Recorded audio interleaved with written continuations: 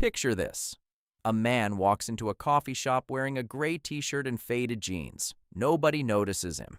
Nobody asks for a photo. To everyone in the room, he's just another guy grabbing coffee. What nobody realizes is that he's worth $4.3 billion. Now picture somebody else. A leased Lamborghini, a Rolex, designer clothes. The appearance of success is impossible to miss. Most people would assume the second person is richer. In reality, the first man could buy everything before lunch. Why do billionaires often look completely ordinary? Why do people earning $70,000 often look richer? Because movies taught us the opposite of reality. My name is John, and I spend way too much time thinking about wealth. Most people think wealth is visible. Big houses, luxury cars, private jets. And yes, sometimes it does. But here's what most people never learn. There are two completely different games: status and wealth. Most people spend their lives confusing the two. Status is what other people see. Wealth is what you keep. A Mercedes creates status. An index fund creates wealth. Nobody compliments an index fund. Nobody notices compounding. But it quietly creates freedom. One looks successful. The other becomes successful. Society encourages people to choose the first option because status is profitable.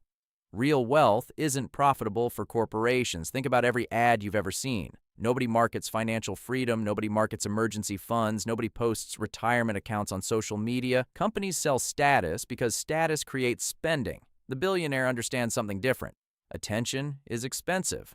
The moment people know you have money, problems appear. Requests, expectations, competition, pressure. Real wealth often prefers invisibility. Researchers studied millionaires. What they found shocked people. Most millionaires weren't driving Ferraris. They weren't living in mansions. Many drove used cars. Many looked completely ordinary. The behaviors that create wealth look boring. Luxury buyers were often not wealthy.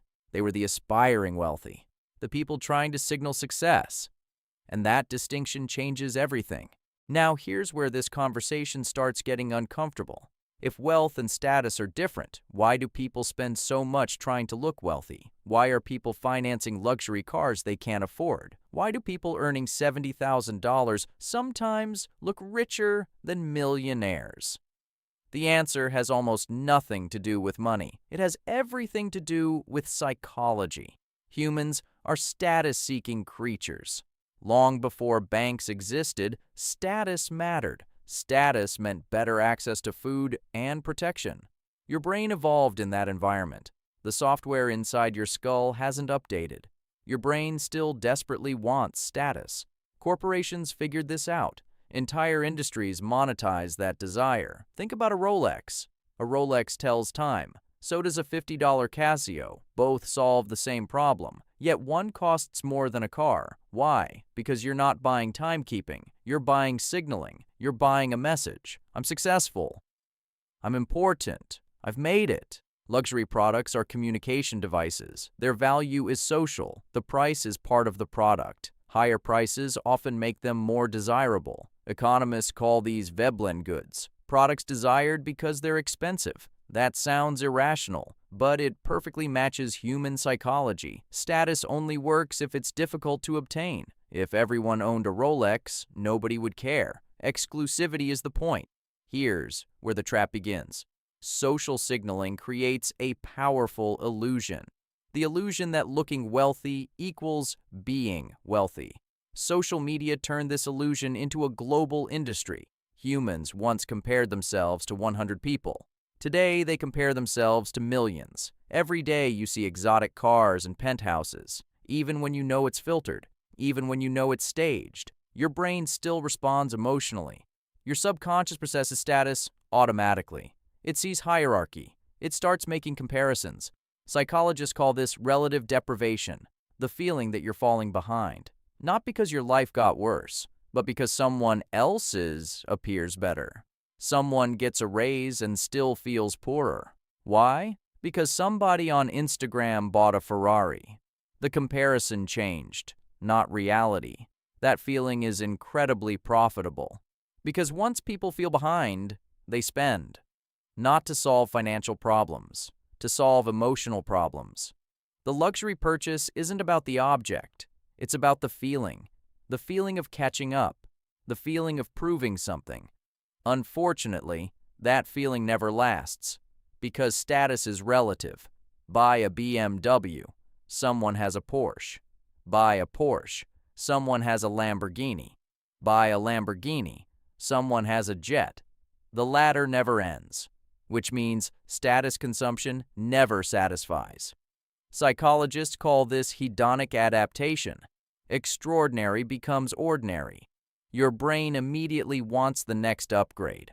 Lifestyle grows, payments grow, expectations grow. Happiness doesn't keep up. The lifestyle starts owning you. Many billionaires stop playing this game entirely, not because they're humble, because they've already won. If you're worth $8 billion, who are you impressing? The Rolex wearer signals success. The billionaire owns the company making Rolexes. That's a completely different level. Once you reach that level, incentives reverse. Rich people start hiding wealth. They wear simple clothes. They drive ordinary cars. They live private lives. Not because they can't afford luxury, because they don't need luxury to validate identity. Meanwhile, millions chase appearances.